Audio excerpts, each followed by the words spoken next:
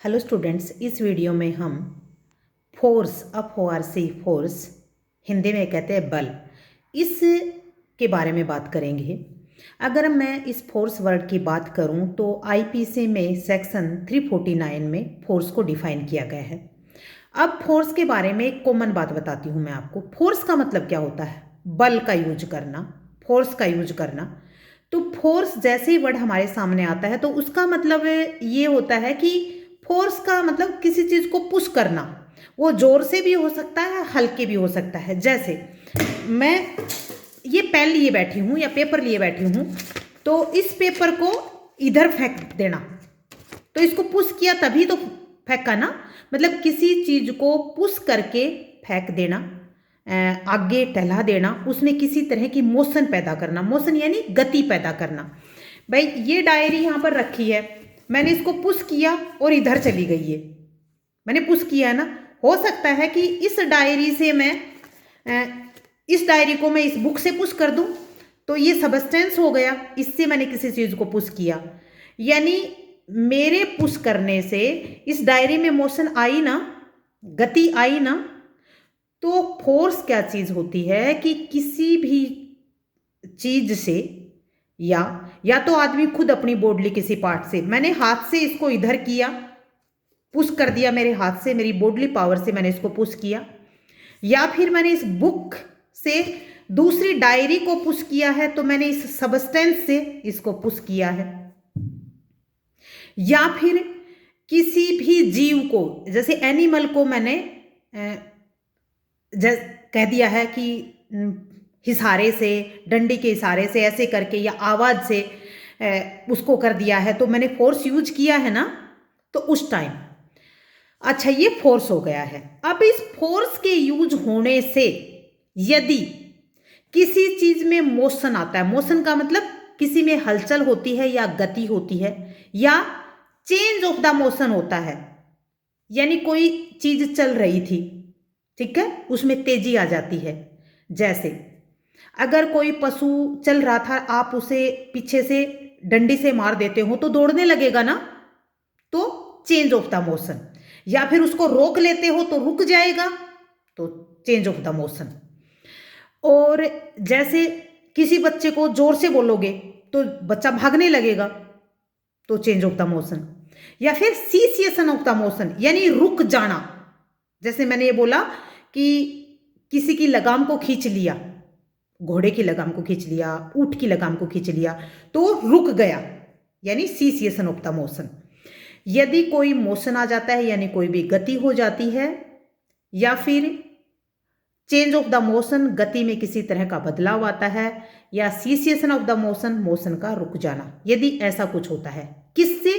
किसी व्यक्ति की अपनी खुद की बॉडली पावर से अगर करता है वो, या फिर किसी सबस्टेंस के माध्यम से यदि ये करता है, तो तब उस टाइम उसको हम फोर्स कहेंगे।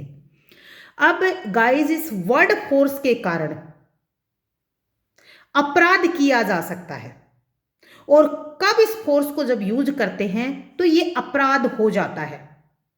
इसके लिए पहले ये 349 में इन्होंने फोर्स वर्ड को डिफाइन किया है कि यदि इस तरह किसी भी चीज को पुश करने से या फोर्स को यूज करने से किसी में मोशन आता है, चेंज ऑफ द मोशन होता है या सीसिएशन ऑफ द मोशन होता है, तो उस टाइम हम इसको कहेंगे फोर्स। और फोर्स कब क्रिमिनल बन जाता है, क्रिमिनल फोर्स बन जाता है, तो उसके लिए आईपीसी में पनिशमेंट है।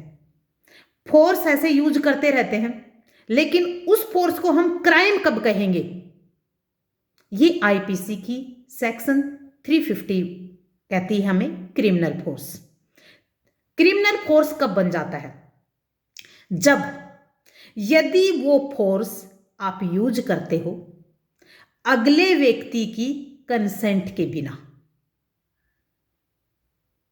ठीक है। यदि किसी व्यक्ति पर फोर्स यूज किया है, जिस पर यूज किया है उस व्यक्ति की कंसेंट के बिना यदि आप फोर्स यूज करते हो तो वो ऑफेंस बन जाता है।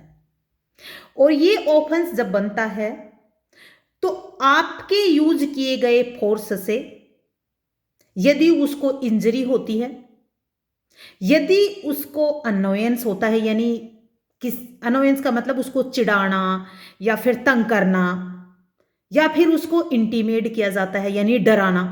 आप एक ऐसे लेते हो लकड़ी और ऐसे कहते हो मारूंगा और वो डर जाता है, तो क्रिमिनल फोर्स हो गया है। अब आती है क्रिमिनल फोर्स में क्या होता है कि बॉडी को टच किया जाता है,